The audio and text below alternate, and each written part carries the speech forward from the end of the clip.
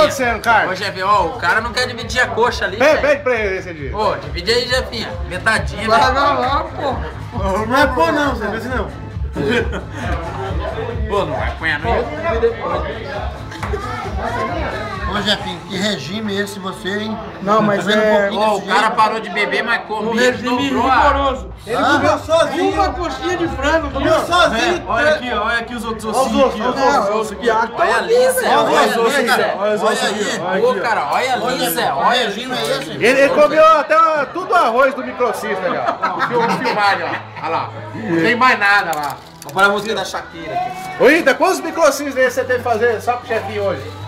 Ah, vai uns 2 desses. Viu? O Ernie nem comeu, porque o chefinho comeu tudo. O chefinho comeu minha parte. Aqui, ó. O chefinho comeu tudo. Ó o que sobrou, ó. Salada, ó. Pão tem. O chefinho vai comer só pão.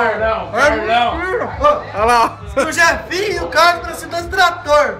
Comeram a comida inteira. O Jefinho vai ser o menino da terça porque ele não tá comendo. Também? Não, antes era mesmo. Máquina mortífera de carne aqui, ó. Ô, cara vai já ter- assistiram Máquina Mortífera ou não? Não, ninguém assistiu. Como que é? Versão comedora de carne, não? É o chefinho? Ali, ó. Vamos mandar pro Jefinho e Carlão. Quem vai ganhar? Mas eu vivo nosso aqui? Beber, eu não vou beber. Vai dar overdose carnífero no piado.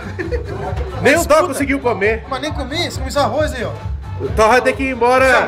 Vai ter que ir embora sem comer, ó. Esse arroz. Virado Dentro aqui, daquele ó, fuga esse, não tem uma marmita, Tó? Não tem? só come arroz. Gente, não saia desse canal, voltamos. Voltamos após o Reclames do Plim Plim.